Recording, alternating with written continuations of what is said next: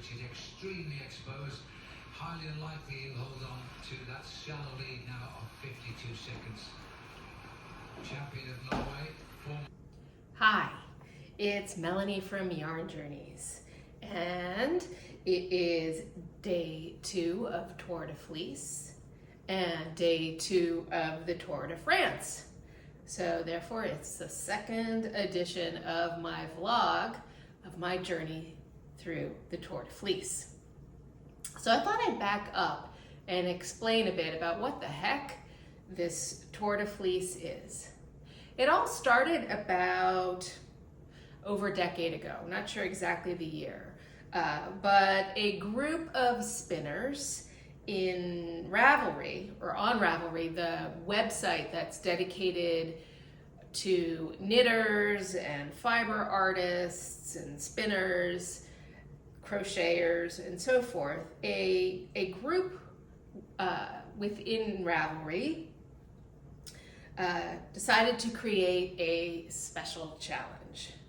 And the goal of the Tour de Fleece is to make sure you do some spinning for every day of the Tour de France, which is the big bicycle race that happens in France pretty much every July.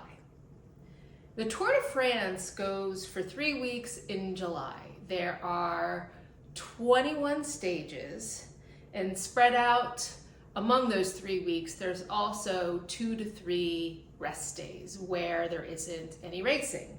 So on those days, there won't be any spinning. If you're familiar with the Tour de France, and don't worry, I'll tell you a little bit more about it, you may know that there's some flat stages, there's mountain stages, there's time trials, and people who like to, get fancy with their Tour de Fleece will change their spinning accordingly. So on a big challenging mountain stage, they might decide to do something really difficult with their spinning. Or on a flat stage, they might just try and spin continuously at a fast speed. I don't know, whatever they think is appropriate or is inspired by the stage.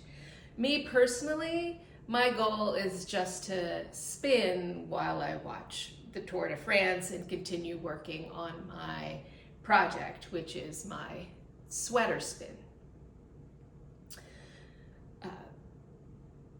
Now, the Tour de Fleece group has grown and grown and grown ever since it began. And so there's now several teams that, I don't know if you'd call it compete, but they all sort of have their own Ravelry discussion group within the larger Tour de Fleece discussion to cheer each other on and all work together and help each other out.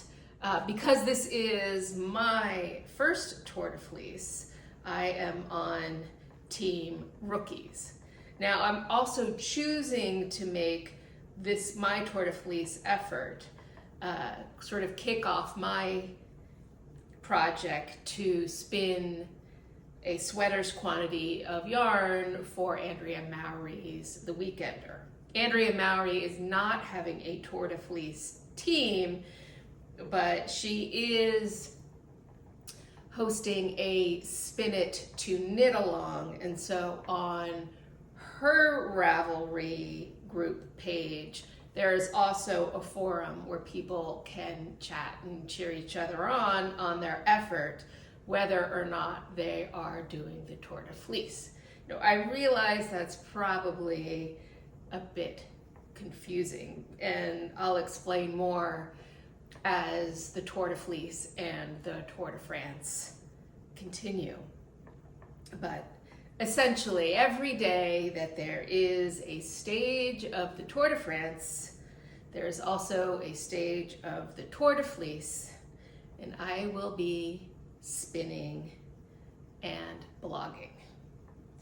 I have noticed one challenge I'm having is that while I am watching the race and also spinning. Sometimes when it gets really exciting, my treadling has sped up and I'm putting more twist than I want to into my yarn. So as a result, since that is not quite conscious that I'm doing that, what I've done is I have knocked my ratio down so that quote unquote I am spinning in a larger gear, so to speak, so that the wheel goes around less often, and that way maybe I will put less twist in the yarn even if I am treadling at a higher speed. So that is my report for stage 2. Tomorrow is stage 3. So please do subscribe if you enjoy this kind of video so that you won't miss tomorrow's stage. And please also like, that will help the channel a lot if you do that. And please also comment how your second stage of the Tour de Fleece is going if you are participating. And if you've got any questions about what I'm doing or what the Tour de Fleece is, any of that, please go ahead and ask in the comments as well. I promise I will get back to you. Thanks so much. See you tomorrow.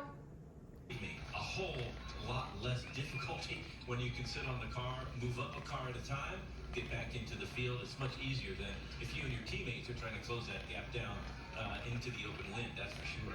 Can't keep the Danes out of the picture either. This is Jakob full set.